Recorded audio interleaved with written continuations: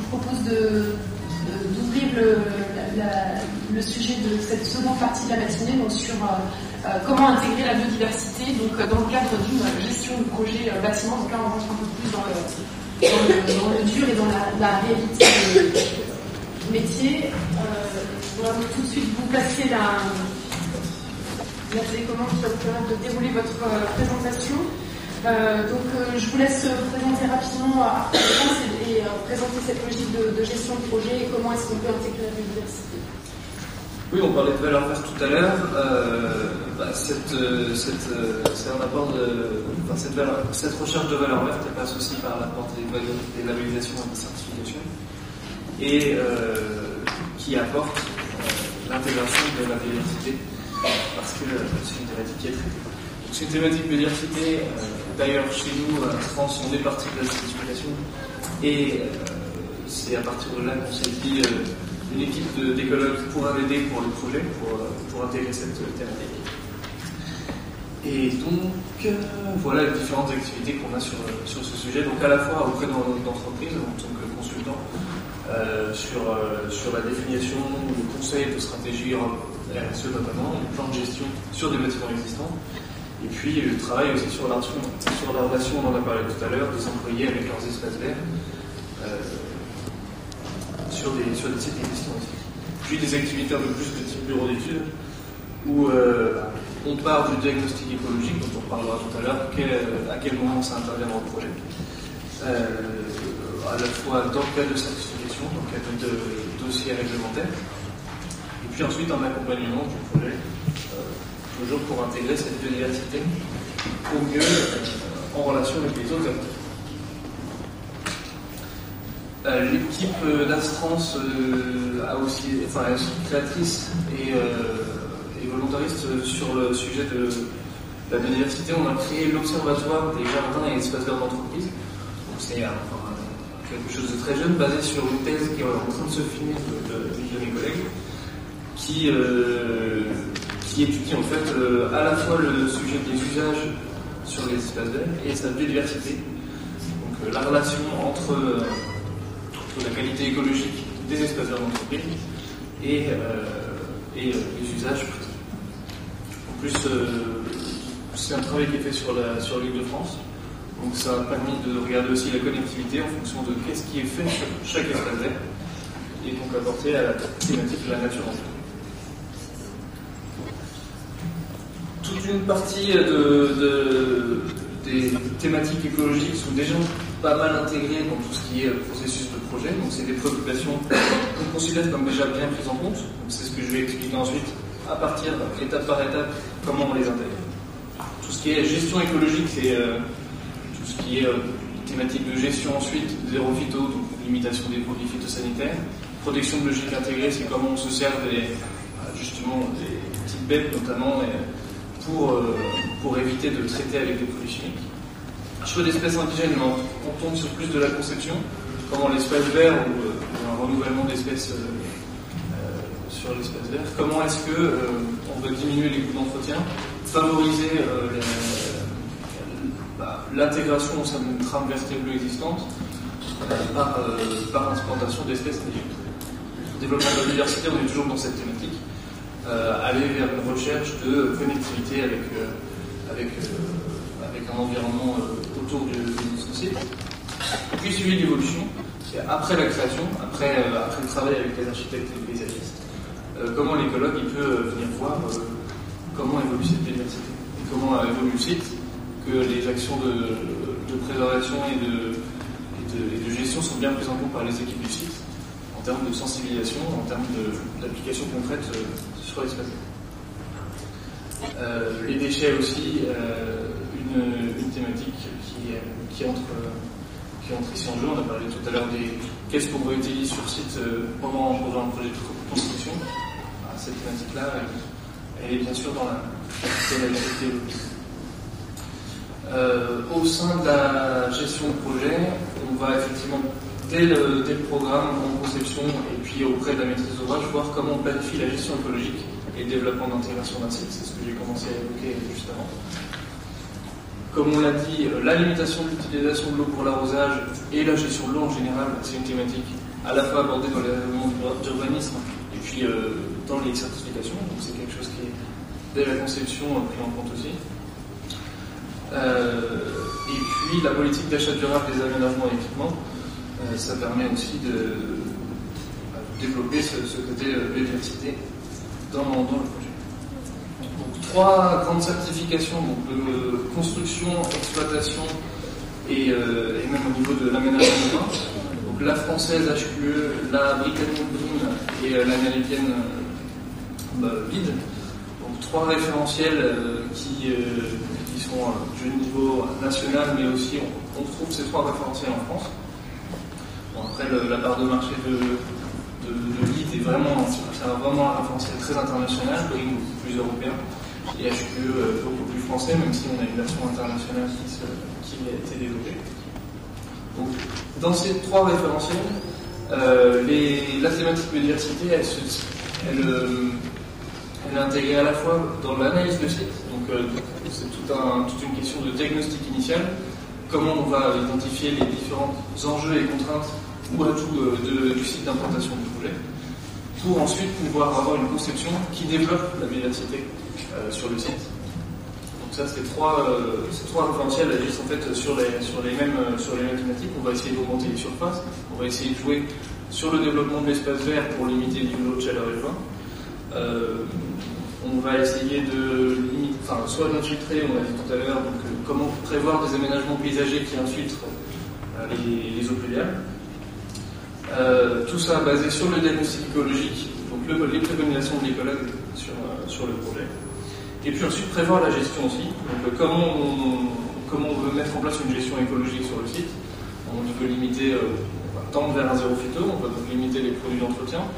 Et puis on va éviter aussi de la pollution lumineuse. Donc on intervient aussi sur tout ce qui est choix des luminaires extérieurs.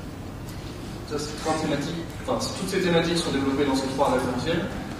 D'autres référentiels, mais d'autres labels typiquement, viennent aussi des associations naturalistes, où sur la base d'un diagnostic écologique et naturaliste, vont aussi donner des préconisations pour un site. Et associé à ça, toute une démarche de communication et de visibilité pour ces labels, pour les bâtiments qui y sont concernés, associés du coup à des aménagements en faveur de la biodiversité. Et un suivi aussi, c'est aussi l'intérêt de ces labels, un suivi de la biodiversité. Donc, pour le projet nous on s'est basé effectivement sur un projet de construction pour essayer par phase, essayer de vous expliquer les différentes interventions de l'écologue. Donc, à la phase du programme, on recueille les besoins de la maîtrise d'ouvrage, des futurs usagers, on en a parlé tout à l'heure avec Isabelle. On veut établir les objectifs biodiversité du projet. Donc à la fois en termes d'ambition, jusqu'où on veut aller. Est-ce qu'on veut travailler sur des pieux, par exemple, sur le sous-sol du bâtiment. À ce moment-là, l'écologue va pouvoir faire son analyse, son diagnostic écologique du site. Comment on va essayer de relier le projet avec le territoire. On regarde bien sûr les documents d'urbanisme pour les obligations réglementaires locales. Qu'est-ce qu'on a comme coefficient d'espace vert demandé en termes d'infiltration des eaux aussi également. Et puis tout ça, ça nous permet d'établir les contraintes opportunités du projet, de les rédiger, nous en tant qu'écologues, mais de façon très claire pour qu'ensuite les équipes de maîtrise d'œuvre puissent répondre s'il y a concours à ces enjeux. Et puis du coup créer ce programme qui prévoit tout au long du projet comment on met telle partie en œuvre sur le bâtiment. Arrivé en conception, bien sûr, on étudie sur nos critères qu'on a définis les réponses au concours. Donc, est-ce qu'on avait spécifié des espèces, est-ce qu'on avait spécifié des milieux, est-ce qu'on avait spécifié des formes architecturales, une limitation des volumes sur le site, typiquement pour préserver un existant, par exemple. Donc, regardez comment les équipes de maîtrise d'œuvre ont répondu à ces sujets. Et puis, dans la suite de la conception, c'est un travail avec les différents intervenants, donc l'architecte paysagiste. C'est sur la base de notre diagnostic, les préconisations qu'on peut avoir imaginées sur toujours la base des enjeux, des contraintes et des atouts pour le projet. Regarder comment on les met en œuvre maintenant, quelles solutions nouvelles sont apportées par les équipes de maîtrise d'œuvre. Et puis, dans le cadre de certification, c'est aussi regarder sur certains indicateurs, soit sur le pourcentage de végétalisation, soit sur la végétalisation des toits, soit sur la végétalisation des façades, soit sur le nombre d'espèces créées, mises en œuvre dans le cadre du projet. C'est tout ce travail-là qu'on va pouvoir faire avec l'architecte, en tout cas l'équipe de maîtrise d'œuvre, pour ensuite avoir une analyse des solutions, prévoir comment ces solutions sont mises en œuvre jusqu'à la fin du projet. Et puis, typiquement, bien regarder si au moment où on va passer le cahier des charges aux entreprises, on est toujours dans la même logique, ou est-ce qu'il y a eu des arbitrages à faire, comment est-ce que l'écologue est intervenu pour faire valoir tel ou tel aspect important et du coup garder une partie écologique après arbitrage.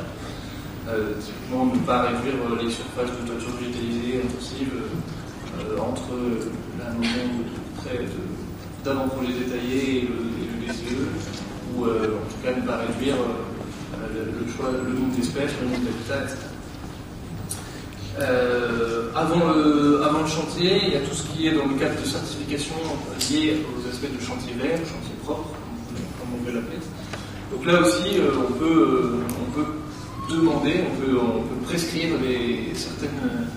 certaines actions pendant le chantier pour les entreprises, soit de protection encore d'une partie de la zone, soit d'attention pendant le chantier. Est-ce qu'il va y avoir une localisation, faire attention justement à un site qui était vivant avant, où il y avait une évolution, une dynamique naturelle, et qui du coup continuera pendant le chantier. Pendant ce chantier, l'action de l'écologue va servir d'une certaine manière un contrôle de qu'est-ce qui est prévu et qu'est-ce qui est mis en œuvre, mais aussi une sensibilisation des équipes de construction. Donc on a une formation des intervenants par exemple qui peut être faite, soit sur le responsable du chantier. Dans le cas des certifications, il y a des responsables d'environnement qui sont nommés, donc ça va être des gens un peu plus sensibles à cette thématique et qui vont pouvoir être le relais sur site de toutes les prescriptions qu'on a pu établir par le passé. C'est ce qu'on appelle le suivi qualité. Ensuite, on peut revenir voir pendant les mois de construction qu'est-ce qui est effectivement mis en œuvre sur la base de nos préconisations. Et si ça fonctionne, si ça ne fonctionne pas, pourquoi ça ne fonctionne pas, et mettre en œuvre des actions correctives. Ensuite, à la fin du chantier, on a vérifié, l'écologue vient vérifier effectivement que tout a été mis en œuvre, en tout cas quel est l'état avant la livraison du site, pour pouvoir du coup prévoir au mieux la gestion, parce que ça va être des équipes différentes, maintenant en exploitation du site, et pour avoir un objectif de développer la biodiversité et les usages sur le site après le projet. Donc, soit on enchaîne après un projet de construction, soit on arrive sur un site déjà existant, et du coup, là aussi, on retrouve cette idée de formation, sensibilisation du personnel, dans un objectif de gestion différenciée de l'espace, gestion différenciée, gestion économe en produits, économe en eau, économe, en tout cas au niveau de la maintenance. Donc c'est tous ces personnels, facility management, et puis jardinier tout simplement, qu'il faut, qu'on est amené à sensibiliser sur ces sujets. C'est aussi l'occasion de faire un suivi. À 1 an, à 2 ans, ou à plus long terme, comment évolue le site. Et du coup, de faire aussi une certaine communication sur ces aspects, parce que c'est les propriétaires, les usagers, tout cela, c'est des gens qu'il faut impliquer dans nos démarches. Si on travaille tout seul, ça n'a pas beaucoup d'intérêt. Et c'est vraiment un enjeu de communication sur site, par des affichages, mais aussi tout simplement comment est géré le jardin. Est-ce qu'on a un espace vert en mouvement? Est-ce qu'il est évolutif? Est-ce que les usagers y trouvent un aspect, enfin une sensation de nature typiquement, ça c'est des choses qui sont recherchées sur les sites. Et va identifier quels sont les progrès possibles pour l'espace vert et pour la gestion dans un plan de projet. Donc ça, pour les différentes certifications HQE BREEAM Elite, ce sont les différents aspects qui sont évoqués, à la fois un programme de conception, réalisation donc sur la démarche de construction, et puis en exploitation des référentiels spécifiques. Il existe aussi des référentiels au niveau des aménagements urbains, où on retrouve les mêmes méthodologies, l'identification des atouts et contraintes du site au début, et puis l'intégration progressive des thématiques environnementales et écologiques tout au long du projet. Ensuite, il y a une émergence de référentiels spécifiques. Donc, on était dans les référentiels de construction, où on a une petite partie des crédits et des exigences qui concernent la biodiversité. Le HQE, c'est 14 cibles. La cible 1 qui s'intéresse à l'intégration dans son contexte, du coup, il y a quelques critères qui sont liés à la biodiversité. BREEAM, c'est à peu près 10% de la note finale qui est liée à l'écologie. Et LEED, c'est les crédits sur le choix du site, Sustainable Site, qui sont concernés. Ici, des référentiels spécifiques, donc juste sur la biodiversité. Éco-jardin développé par porté par Nature Paris, développé par Plantecité, donc qui traite de la gestion écologique. Il y a aussi le référentiel EVE pour espace végétal écologique de EcoCert, qui aborde aussi à peu près les mêmes thématiques. On a un certain nombre de prérequis dans une gestion dite écologique. Est-ce qu'on a une absence de produits phytosanitaires? Est-ce qu'on a un suivi de la biodiversité? Voilà, ce genre de prérequis. Et puis toute une gamme d'autres exigences qui sont évaluées par des auditeurs, soit tierces parties pour l'éco-jardin, soit d'EcoCert pour elle. Et puis deux référentiels plutôt de conception. Biodiversité, Olivier Lemoine en parlera juste après. Et puis l'américaine qui est en cours de rodage. En fait, il y a la première version qui est sortie sur Sustainable Site Initiative, ce qui est aussi une certification de conception sur la base à la fois de diagnostic et de préconisation pour le coup. À la fois sur ces certifications et puis de manière plus globale sur des projets, on voit l'émergence de nouvelles préoccupations. Réglementairement, on a depuis la loi Grenelle l'établissement des trames vertes et bleues sur les territoires. On parlera aussi des différents indicateurs et puis de la biodiversité. Donc 4 nouvelles questions sur typiquement un territoire. On a une trame verte et bleue qui est définie. On a donc potentiellement en fonction des régions un schéma de cohérence écologique qui est sorti aussi avec des réservoirs, des corridors.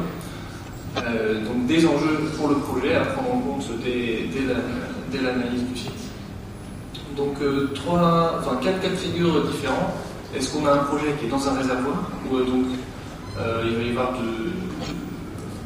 des réservoirs pour le schéma de cohérence écologique, en tout cas en Ile-de-France, c'est tout ce qui est zone naturelle d'intérêt écologique, faunistique et floristique qui ont été retenues. Donc c'est vraiment ce qu'on pourrait appeler des cœurs de nature, espaces naturels ou en tout cas à caractéristiques naturelles, qu'on va impacter par le projet. Si on est dans ce réservoir-là, quelles vont être les mesures de préservation, quels vont être les secteurs où on va se permettre de déplacer un petit peu les espaces naturels, les espaces végétalisés en tout cas, comment on va aménager la zone par rapport à ces enjeux, et pour le coup aussi pouvoir prévoir tout ce qui est logement, agriculture, et puis limiter le développement urbain. Entre ces espaces de réservoir, on a les corridors. Les corridors, donc les espaces identifiés comme étant les lieux de passage des flux d'espèces, de gènements entre deux réservoirs. Et du coup, comment un projet va pouvoir intégrer à la fois ce niveau réglementaire du PLU et puis même sur site par la conception, comment on va limiter les impacts et même essayer de développer cette biodiversité. ça, c'est des questions assez anciennes, mais qui sont formalisées nouvellement par les documents d'urbanisme, et qu'il faut identifier pour une prise en compte. Par rapport à une gestion de projet, on peut avoir un certain intérêt à mettre en place des indicateurs de résultats tout au long du projet. Je parlais tout à l'heure d'un suivi, j'avais même écrit commissioning, donc c'était vérifier tout au long du projet et même en exploitation que les objectifs en termes de biodiversité sont mis en œuvre, en tout cas sont respectés, et du coup identifier les écarts, les moyens de pallier à un éventuel problème. Donc, ce commissioning peut se faire justement sur la base des indicateurs. Coefficient de biotope, on va regarder quel est le pourcentage d'espace vert, quel est le pourcentage de milieux créés sur le site. Du coup, on a aussi, à partir de là, des indicateurs de qualité. Qu'est-ce qu'on veut dire par qualité? Est-ce qu'on va avoir une qualité en fonction de nombre d'espèces, en fonction d'habitat? Est-ce qu'on va avoir une qualité par rapport à des moyens mis en œuvre ou aux résultats constatés sur site? Voilà, c'est deux approches un peu différentes qu'on a identifiées aussi. Et puis, toujours en termes d'indicateurs, une réflexion qui est en cours au niveau de l'association HQE, donc porteuse du référentiel de construction, exploitation, aménagement urbain HQE, donc sur la performance, où on est invité à réfléchir justement quel est l'indicateur qu'on va choisir dans un projet de construction pour identifier l'évolution de la biodiversité et donc l'apport du projet à la structure. Est-ce que aussi on va pas demander dans les cahiers des charges une approche des résultats? Est-ce qu'on va pas demander justement à la maîtrise d'œuvre et puis aux constructeurs d'afficher un certain nombre de mesures qui doivent être mises en place et vérifier ensuite par l'écologue pour le projet. Prise en compte de la biodiversité grise, on en a parlé un peu tout à l'heure, on a parlé de la biodiversité liée à la fabrication des différents matériaux et équipements. Vous avez vu aussi, on en a un peu parlé tout à l'heure. Ça, c'est une démarche qui est assez nouvelle, une prise en compte sur le biosourcing aussi. Rechercher, pas forcément le tout végétal, mais en tout cas regarder dans les cahiers des charges comment favoriser des filières plus durables en tout cas, soit par des labels. Donc, sur le bois, effectivement, ça commence à avoir un bon retour d'expérience FSC, PFC. Mais voilà, toutes ces exigences de production dans le matériel. Je finis là-dessus. Merci Calvin pour cette intervention qui nous permet de rentrer un peu plus dans la logique de gestion de projet.